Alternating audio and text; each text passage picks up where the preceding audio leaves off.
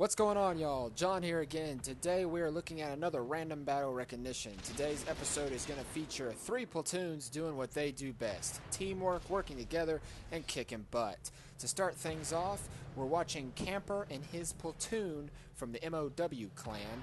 The star of this replay, though, isn't Camper himself. Even though he does a pretty respectable amount of damage at the beginning, he's not going to be the ultimate star of this. It's going to be who takes his place to continue fighting. So we're here on Abbey, and Camper and the platoon, who is consisted of one Capumpu, I don't know, I suck at doing names, Praying for War, and Voss.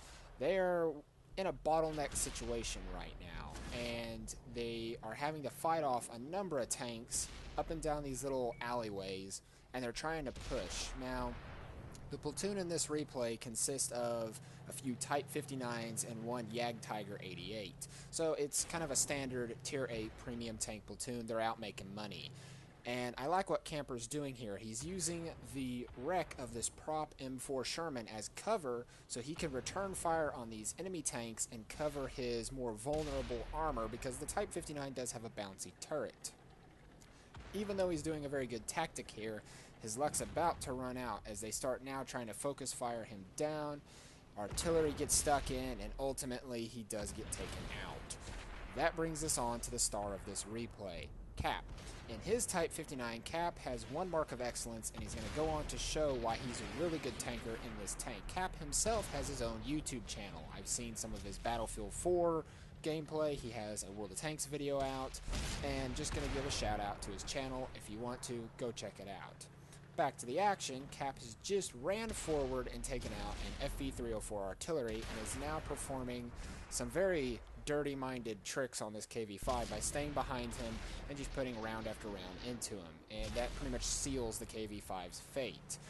Now that they've secured this and have made a breakthrough in the lines, he's left with two choices. Either one, keep going into the enemy spawn point and try to find any enemy tanks, or two, there is a tank now contesting his platoon mate and the Tiger 88. And he's going to choose that option, and I do agree with it, because even though the Tiger 88 is a very good tank destroyer with its monstrous DPM and its 88mm gun, it doesn't do a whole lot of damage in each shot, and if it gets flanked, it's pretty much a helpless turtle. It can't defend itself. And the Type 59, while it is a medium tank, doesn't have the best mobility. So he's gonna be trudging up this hill, trying to get up here to back him up. The tank has gotten around his platoon mate. It doesn't look like he's gonna get there, but the Tiger's gonna take some damage. Thankfully, though, your friendly neighborhood artillery driver, Utterable 7, is on the case and manages to take out the IS-3. So, while Cap gets himself turned around here, he eventually gets back in action and comes barreling down the hill.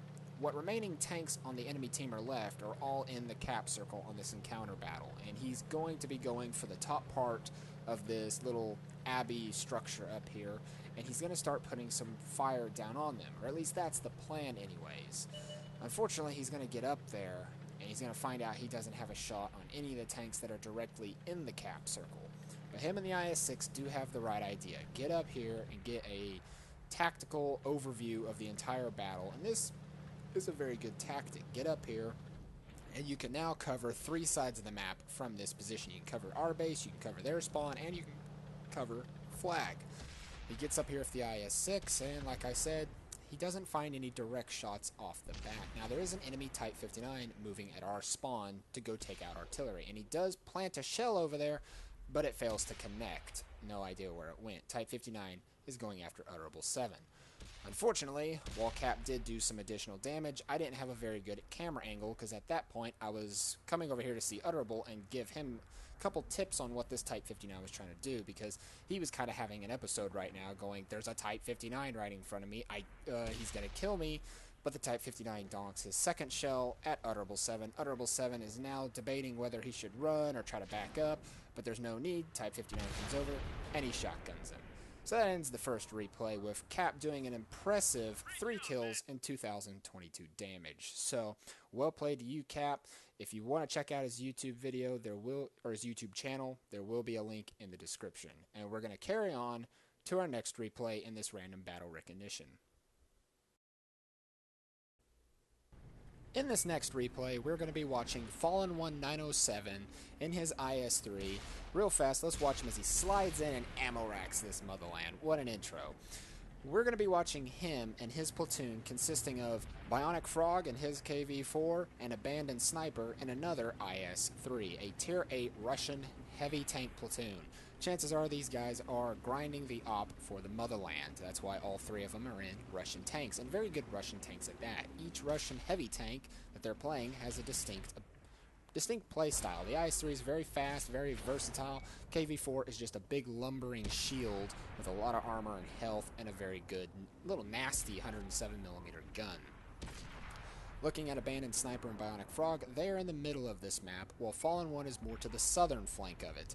They're being pinned down by multiple heavy tanks and what would appear to be a tank destroyer, while Fallen One, coming back to him, is now engaging a T-29 and IS-3.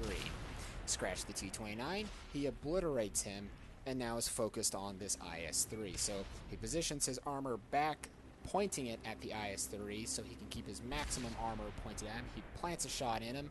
IS-3 returns a shell, doing a few hundred damage to him, but decides ultimately he's had enough of two tanks shooting him. He's trying to get away, and Fallen One has none of that as he finishes off the enemy IS-3.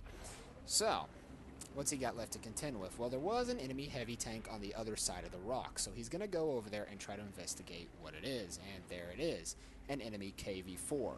Now, if he's a fully upgraded KV-4, he's going to have a pretty nasty 107mm gun that is fully capable of hitting this IS-3, but we do find out through that big thump that it's not the 107 Zeiss, it's in fact a 122mm gun. He is not a fully upgraded KV-4.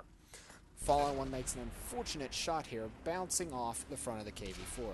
He may not have the Zeiss, but he still has the armor of a KV-4. He bounces his next shell, but Fallen One doesn't make the same mistake twice and lands a very good shot in the front of the KV-4 at a weak spot and takes him out. Flipping back the action, we're looking at Abandoned Sniper. Now, he is still stuck up the middle, but they have made some progress.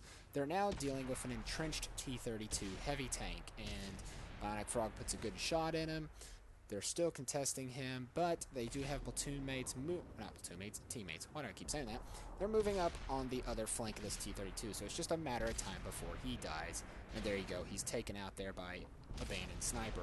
Switching back to Fallen One, him and a Yag Panther are now trying to eliminate Aluva, who unfortunately is caught right in the middle of this big little storm here and gets taken out. So now, it's a test to see who's going to get the next kill. If Fallen One can secure the kill on this T-34 heavy tank, that'll put him up to 5 kills. Unfortunately, the Yag Panther is faster than the IS-3 in a straight line. But the Yag Panther does not have a turret, whereas the IS-3 does, and because of that, Fallen One can land a snapshot on the T-34 heavy tank, securing kill number 5 for him. Pretty impressive there. He's moving up. Artillery's the last one left. This could secure a top gun for Fallen One. If he could just find this artillery. He's thinking it's up here. Oh, it's not. It's over in the other corner. Oh, does he have a shot? He's aiming. Doesn't look like he's got a clear shot. The Yag Panther's gonna reload. Oh well. He didn't get his 6th kill for a top gun, but he still did 5 kills and impressively did 3,023 damage while having blocked 1,170 damage. So, good game to you, Fallen One. And with that, we're going to move on to our final replay, and oh boy, is it a doozy. So here we are, the grand finale to this random battle recognition. Well, looking at my team, you're probably thinking, well, what the heck? You guys are in the only surviving platoon. I thought you said you weren't going to be the star of any of these videos. I'm not. Everyone calm down. Who said random battle recognition was only for the guys on the green side?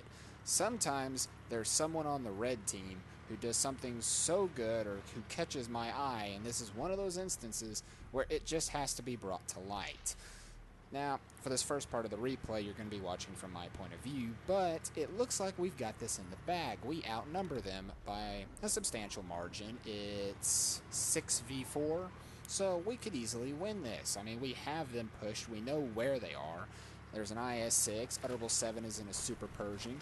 Surely we've got this in the bag.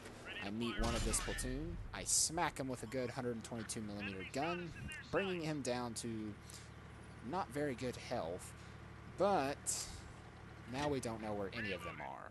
And I'm kind of a little paranoid because there's a KV-4 and a Tiger II on this team, along with an IS-3. And this is the only surviving platoon, and they are all in a platoon, which means they're gonna have communication on their side, whereas Honorable 7 and I are the only ones in a platoon. So I catch on my right side Nevada Cowboy coming up in his IS-3, and he's the one that I'm mainly worried about, as he is still full health.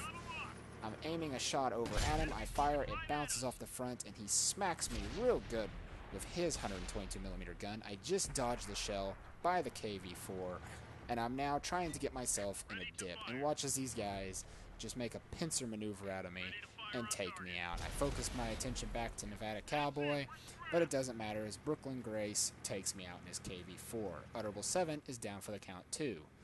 Suddenly this isn't looking so good, as it's 4 of our tanks versus 4 of their tanks. And at this point, I'm not thinking we're going to win this, as we have a Chaffee, an M6, and a Motherland, really, versus these guys.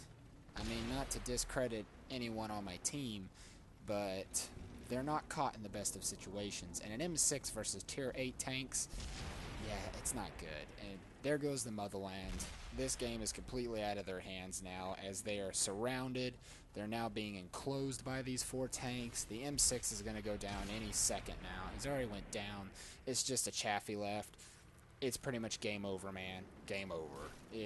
We've lost, but I'm not condoning anything. I'm not saying my team didn't do well, as we did. I mean, we got them down to 4 tanks, but clearly these 4 tanks knew exactly what they were doing. So good job to these guys in the platoon. Not only did Nevada Cowboy lead his team with 6 kills and 2,385 damage, but the entire platoon as a whole did just shy of 7,000 damage, got themselves 13 kills, and got a crucial contribution award. So well played to you guys. That was one epic match. Hope you guys enjoyed the video. If you did, leave a like, subscribe to stay tuned for more of these, and I'll catch you guys next time.